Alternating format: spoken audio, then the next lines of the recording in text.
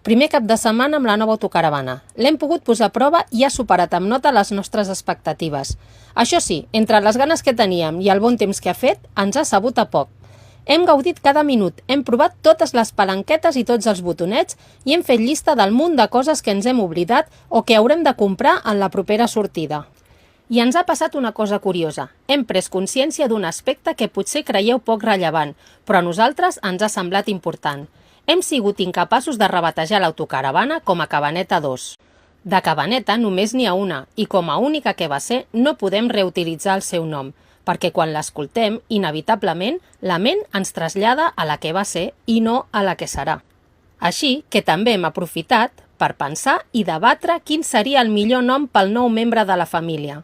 Després de portar idees i riure molt amb 1000 propostes absurdes, hem demanat ajuda al ChatGPT per buscar un nom amb caràcter i significat que donés sentit a un som a casa. I us hem de dir que ja el tenim. És un nom curt, amb caràcter i amb un significat que descriu a la perfecció com ens sentim quan estem aquí. Els Meco rodarem pel món amb la